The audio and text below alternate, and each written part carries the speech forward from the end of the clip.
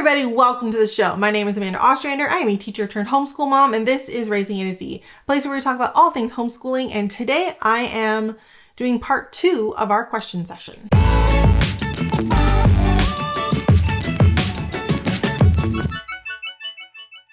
Last week I did part 1 where I started answering some of your questions you guys have submitted, but you guys had submitted so many that I had to come back and answer some more questions later. So here we go, part 2 of the questions that you guys asked. So the first question I got today is, what are some good beginner novels for kids ages 8 and up? Bonus if they are good for boys. Already have The Magic Tree House. So my top recommendations, if you're looking for books that are kind of the next step up from kind of a Magic Tree House, I've got a couple options for you. So the Canadian Flyer, this is like the Canadian version of Magic Tree House. Instead of a treehouse, they have a red flyer toboggan. And when they sit on the toboggan, it takes them to different historical points in Canadian history. So for example, this one is about the Halifax explosion. And so it's not brother and sister, it's like two friends. Boy and a girl have to go through, it's partially illustrated. It is essentially the Canadian equivalent of Magic Tree House. So that's an option. So the next one I have is the Dragon Master series. It is kind of more of a fantasy series. It's a little bit more exciting than like a Magic Tree House, but it is still illustrated. It does still have the larger font, which means less words on a page, and it's not super long, but it's very high interest. And there are quite a few books in this series, so that's kind of nice as you have some options. If they get into it, you can keep going.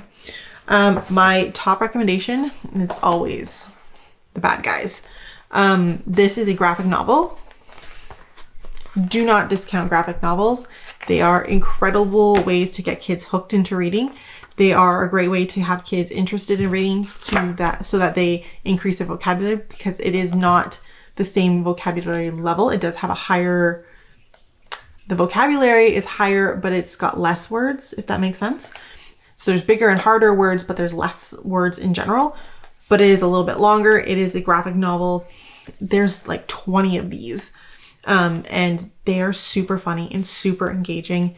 If you have a kid who is a struggling or reluctant reader, this is your go-to. They also have a new one from the same author, Cat. It's a cat one, but there's only one book in that series so far. So anyway, Alexi liked it, but anyway, Bad Guys. The Bad Guys series is fantastic. Another book that I highly recommend, Megabat. We read this when we did a nocturnal animal study last year, because it's about a bat and bats are nocturnal, right? There are 3 books in this series. The first one is the Megabat, and it's a really sweet book. It has some illustrations. It has some kind of a bit of a larger text. But it is like, it's a really sweet book about a boy who finds a bat and they become friends and the bat starts to talk. And the bat loves Star Wars. Anyway, great book, super engaging. I didn't think my kids would like it as much as they did. But it's definitely like, even though my girls liked it, it's definitely geared towards boys. So great option, but anyone can like it. And then my next option would be kind of your Roald Dahl. Something that is kind of wacky and silly. Would be kind of your next step up. If you're going like up from Magic Tree House, these would kind of be your next step. Charlie and the Chocolate Factory, smaller font, which means there's more words on a page, but a lot of versions still have illustrations. They're highly entertaining because they are kind of so silly, and but it does have more words. So that would kind of be your next step up. Fantastic Mr. Fox is also one. It is much shorter than Charlie and the Chocolate Factory. It is also like much sillier, like in terms of like the fox is stealing and he's a little bit naughty, and it's a great book. And again, while it does have a bit of a smaller font, therefore more words on a page, it is quite illustrated depending on the version you get. And it's not overly long, but it's really funny. So those would be kind of my top recommendations for books for boys, but also like great books for anyone in general. I don't really think books are typically, I know there are books that are kind of more for girls. The other one I was going to suggest was Geronimo Stilton.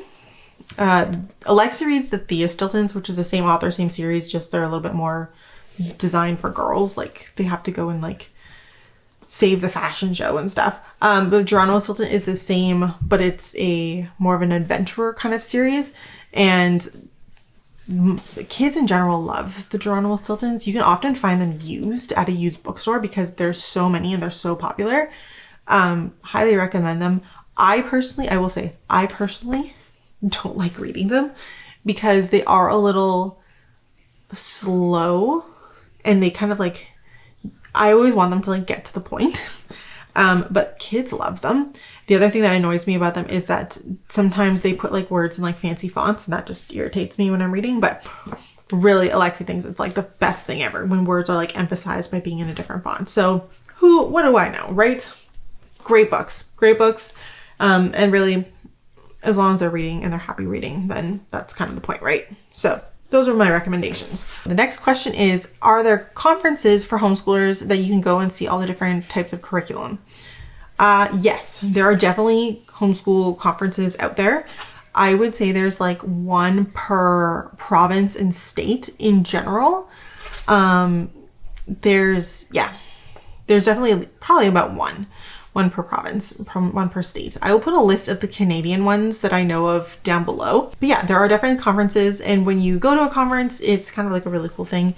You pay for your weekend pass or whatever, and then there'll be like a whole bunch of like homeschoolers and experts and panels and people who are talking, speakers to listen to.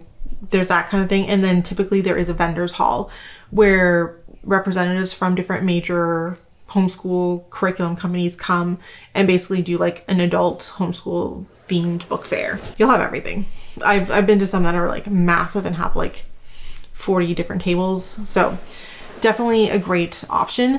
If you can go to one, check one out. I know that's not always like physically feasible because a lot of them, Canada's huge and can't always drive to the nearest one, but something to think about. And then you can also go to the Learning House in Toronto. You can order from them. They're one of the biggest online retailers in Canada for homeschool curriculum, but you can actually go to their store. I think they're one of the only in-person curriculum stores in Canada. So if you're ever in Toronto, you can stop in and like look through curriculum there as well. Next question. How do you find the right co-op? That's a good question. So when you're looking for a co-op, you need to decide what kind of co-op you're looking for. There's basically two kinds of co-ops in existence. One would be a super academic co-op, kind of similar to like a learning pod, but basically you're like meeting once a week. There's like a set structure for the day. Like we're going to start with a read aloud. We're going to move into like, we use this curriculum. Parents are often like rotating through teaching a lesson. So you'll have to be responsible for a lesson, things like that. They tend to be very academic focused. Sometimes they'll like pick a curriculum and work their way through. Like that is one option, the more academic option. The other option tends to be more like a social co-op. So really, the focus is more on like hanging out, meeting up, while you might plan an activity to do, or like you might even plan on going like to a field trip as like a group because you get a group rate. The focus is not like to complete curriculum. It is not to like solely get more education for the kids. It is like more so to like build friendships and like have them just hang out and connect. So the important thing is to figure out what kind of co-op you're looking for, because if you're looking for like a super academic co-op and you end up at a social co-op, you're going to be really unhappy. And vice versa. If you're looking for something just to hang out and it's like super like, this is what we do every single week, you now need to teach lessons, like you need to like entertain 20 kids for like 45 minutes, like if that's not going to work for you either. You do need to figure out what you're looking for. From my experience, the social co-ops tend to be more common. I think the academic co-ops tend to be more of an American thing. Because I don't hear about them too often in Canada. I hear like learning pods more often, where like people will like hire a teacher, or like parents will like rotate through who has the kids for the day. But in terms of like academic co-ops, that does tend to seem a little bit more of an American idea and more common in America than it does in Canada, just from my experience. Like I don't personally know too many people who are like in super academic co-ops. Most of them that I like in our area, they're almost all social co-ops. I'm actually a member of 2 social co-ops. And so we get together, we hang out, we do plan an activity, we do plan a couple field trips here and there. But like our goal is just to like build connections and social time for our kids because we can do academics at home. So if once you figured out what you want, your next thing I would recommend is go to Facebook. I know some people who are not fans of social media, but I highly recommend Facebook, even if it's just for homeschooling, because I find that's where most homeschoolers are, whether it's a generational thing or whatever, it's on Facebook. Sorry, guys. And so go to Facebook, go to your local homeschooling groups and see if anybody has co-ops, if anyone has groups that are meeting on a regular basis. We've brought people into our co-op this past year who are just like, hey, I'm in the area. Does anyone know a co-op? We're like, yep, you can come and you can come and you can come. And so we've like added, I think 2 or 3 families to our co-op this year, just from like them being local and nearby. And then if you really can't find what you're looking for, it's kind of a build it and they will come situation. I can't tell you how many parents are looking for a co-op and can't find one and then they give up, and really it's a field of dreams situation. If you build it, they will come. And I think people forget that you don't need that many people to have a co-op. You can build a co-op with only like 3 or 4 families. It's all about just getting together regularly and making connections. So if you have 2 or 3 families plus your own who want to get together on a regular basis, whether it's once a month or once a week, that's the start of a co-op. So try it out, build it. Like I said, you can meet at a park, you can meet at, someone's house every time. And, you can plan on going to a field trip or meeting up at like a science center or whatever. Like just get a couple people together and start meeting regularly and you can build a co-op that way. The last question I want to answer is, what are some good preschool books and activities? So I think this is asking about preschool curriculum. And I'm not a huge fan of curriculum for preschoolers. Unless they're like super keen, they're not ready for it. We like to think they are, but like science tells us they're not. So I like to start by talking about, when I think of preschool, I'm thinking of it as like habit building years.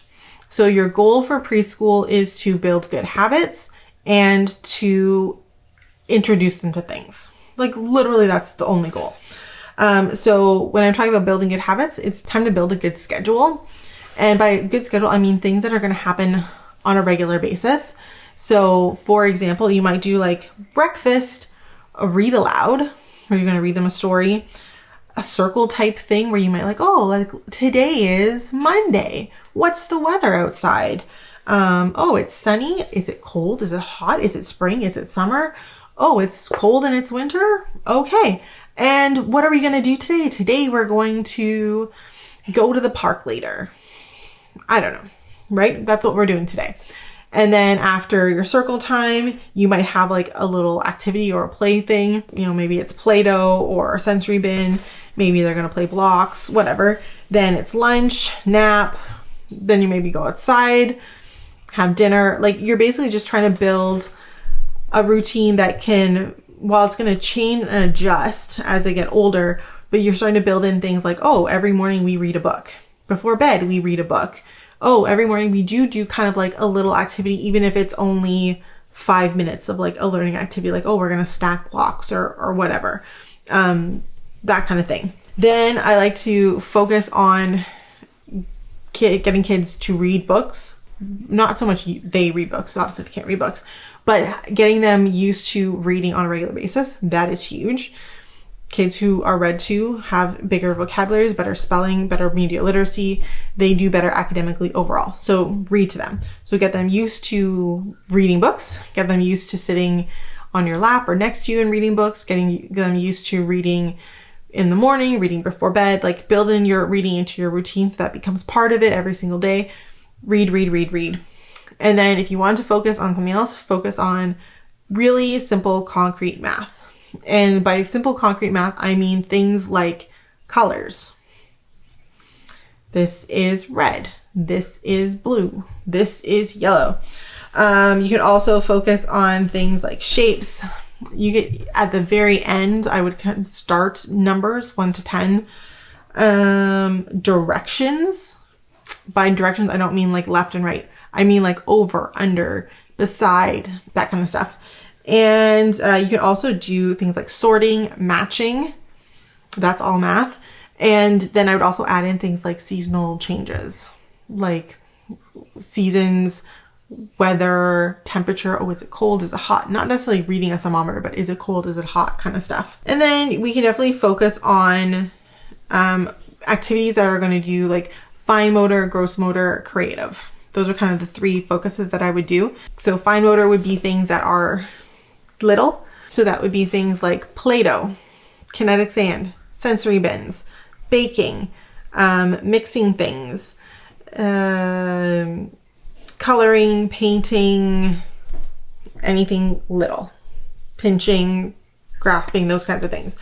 Large motor are like big movements. So that's running, jumping, skipping, getting them outside on a regular basis to move around. That's preschool. And then creative, giving them opportunities to get messy, which stresses a lot of parents out, but you gotta let them get messy.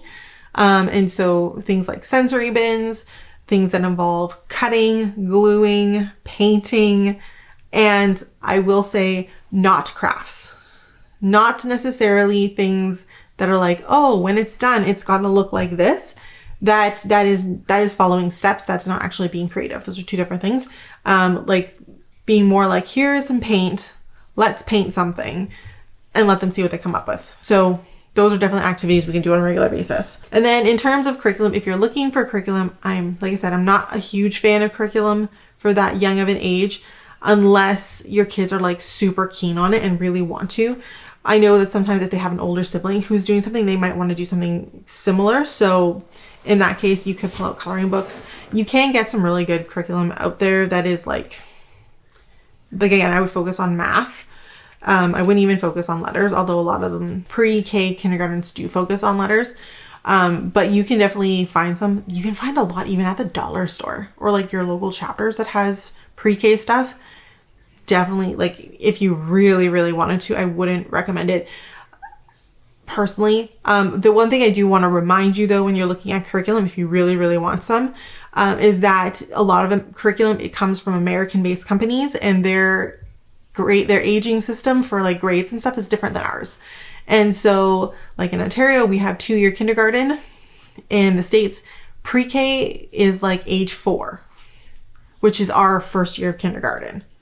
So they're on a different, like kindergarten for them is like pre-K is age 4. Kindergarten is age 5. Grade 1 is age 6. And for a lot of places, you have to be that age before September starts or before school starts. Like that is the cutoff. Whereas here in like Ontario and Canada, we do 2 years of kindergarten. So our pre-K is usually age 3.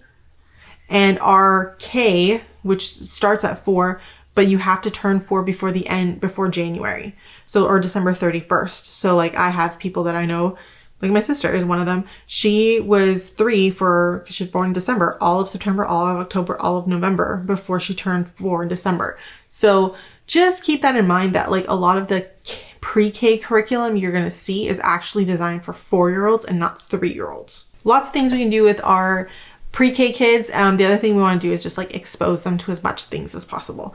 A lot of new things, because everything in their world is new. Like that's the nice thing about like pre-K kids is that like everything is new. Puddles are new. Colors are new.